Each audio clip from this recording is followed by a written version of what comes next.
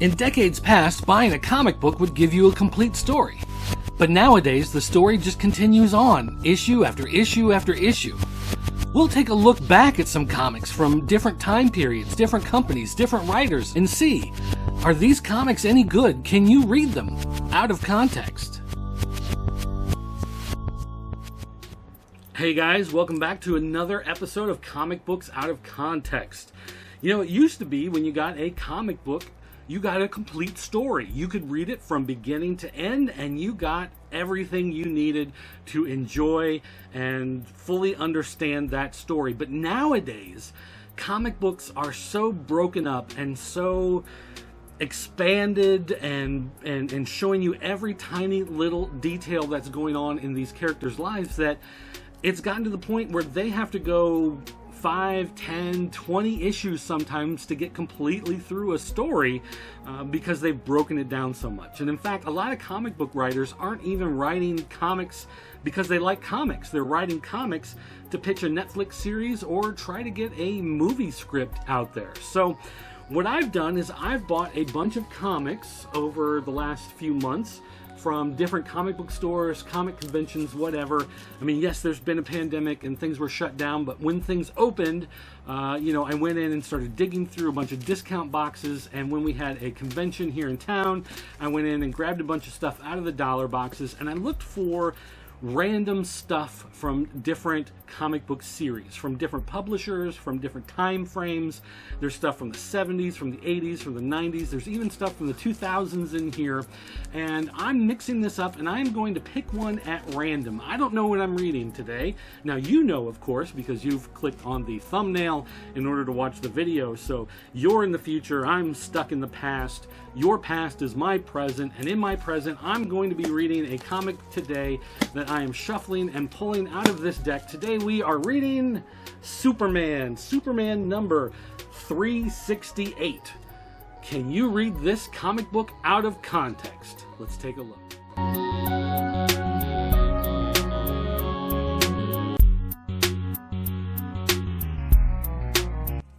Okay, having just read Superman number 368 from 1982. Actually, it says February 82, so it's probably December of 81. But, still long time ago as far as comic books are concerned. This is a great example of what I mean when you could get an entire story in a single comic book. In fact, you got two stories in this comic book. It says more pages, 60 cents, but it doesn't actually say how many pages exactly. But we have not only the main story of Superman fighting against the Superman Revenge Squad, we also have an all-new adventure of Superman 2020. That's right, because 2020 was so far off into the future back in those days that it's actually the story of Superman 3, the grandson of Superman, who is continuing the legacy of New Metropolis, the floating city in the sky, because in 2020 everything is so futuristic and they had flying cars, and man, that's a downer. But anyway, so in our main story, we have the Superman Revenge Squad, who we're introduced to. We don't really know who they are. We just know that they are enemies, but we find out as the story goes along that the Superman Revenge Squad is this group that has been trying to destroy Superman ever since his days as Superboy in Smallville. So even if you knew nothing about the Superman Revenge Squad, you get information about them. There's this new villain who has been joining their ranks, who's been trying to prove his worth, Vlaatu, I believe his name is how it's pronounced. And as he leaves to go on his mission to destroy Superman, he reverts back into being Superman. Turns out that Superman used some sort of special device on himself to turn himself into this lizard alien Gorn monster.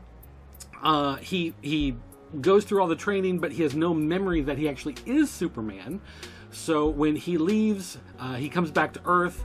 He's turned back into his normal self, and then his machine extracts the memories from his brain of his short time as Vlaatu, and then he's able to look at it and find out what the plans were of the Superman Revenge Squad.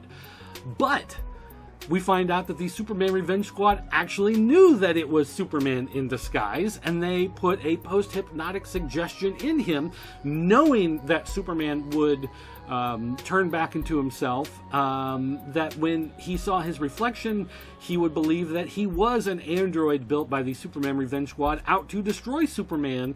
Not being able to find Superman would then destroy everything that Superman cares for in his personal life, and therefore it would destroy Superman that way. Superman would then destroy everything he cares about, not realizing that he was the one destroying himself. It's a little convoluted, I admit. It's a Cary Bates story with beautiful artwork by Curt Swan. It's just one of those that is... When people say Superman is too overpowered, you read the modern comics and you're like, nah, not really. They do a pretty good job in the last, 20, 30 years. Not in this time period. This is the time period where he needs to make a cure for something, and so with his super speed and super intellect, he can whiz through in about 5 seconds and come up with an antidote for something, because he is Superman. He has the ability, someone throws something on the ground and they're going to destroy, whatever liquid is in there, and Superman can just use his super breath to inhale every last particle of whatever's being spilled on the ground without, I guess, getting any of the glass or any of the dirt off the ground, whatever. It's able to filter just what he needs, so then he can go back and exhale it and blow it out everywhere and put the stuff where it needs to go. So this is the super overpowered version of Superman, but the story still works. It's still fully contained. Every time a new character appears, the book explains who they are. Supergirl appears. Oh, it's his cousin, the other remaining person who has survived from Krypton. Lois Lane appears, and it says she's the reporter at the Daily Planet who Superman is fallen in love with, and they have this relationship, whatever. Like, it explains everything. If you didn't know a single thing about Superman, you would learn that he was the last of his kind, that he was on Earth, that he was fighting for humanity, that he was with Lois Lane, that he was a reporter, that she was a reporter, and that's how they met and they fell in love. That he has every power you can think of under the sun, and he can use those powers to infinity and beyond. This lays out everything so perfectly to follow that any new reader could pick this up as their first comic and have no problem following through, understanding the story.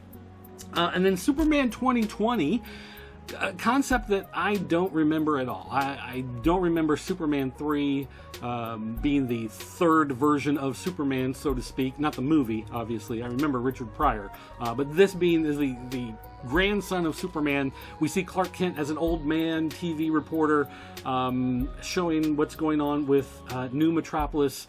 And in 2020, New Metropolis it's a floating city in the sky, and then on New Year's Eve it drops like the ball used to drop in Times Square, it says, and then that marks the new year. Everybody says Happy New Year, and they're able to do whatever mechanical work they need to do on New Metropolis before it rises back up into the sky and lives on as another year as the floating city of New Metropolis, which is kind of a neat idea.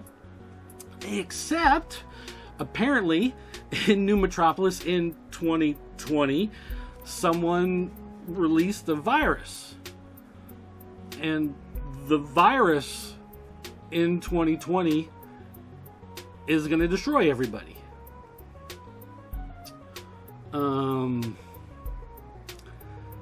Boy, that's a little awkward to read right now. Yeah, that's funky as... In fact, who wrote that? This is...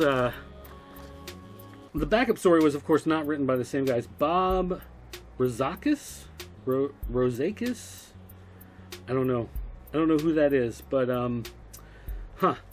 yeah, so the virus is going to be unleashed, and Superman the Third, or Superman 3 as he is known, his real name, it even gives his real name, John Hudson, he's a traffic controller, aka Superman 3, so it explains where he came from, what he does. If you didn't know any of that, which I didn't, it explains how he's related to Superman, which I didn't know. There's even a point where one of the bad guys says something to Superman 3. He's like, "You don't kill, that's one of your things." And he goes, "You must be thinking of my grandfather. That's not me. I kill people all the time." And then he drops the guy from super high, but then gives a little of super breath in order to make a cushion of air so the guy doesn't die. It just kind of knocks him out, but it makes the other guy he's holding on to freak out and give up the goods on what's happening. So you can see that he is a different character than the original Superman. So, yeah, not only did this give a complete story, it gave 2 complete stories, and both stories, when read, make complete sense. They explain everything. The story works out in the end, and if this was the first thing you ever read of anything of Superman, it would work. In fact, if you were to give this to someone today who had never read something Superman, but, you know, of course, knew the basics from what they saw in the movie trailers and what they know just from pop culture, this would not seem out of place at all, probably. They might kind of question the Superman 2020 and the floating cities and the flying cars, because we obviously do not have any of that stuff. But as far as it goes, it just works on its own. So yeah, Superman 368 from 1982 is a comic book that you can read out of context. Thanks for watching, guys. I'll see you next time.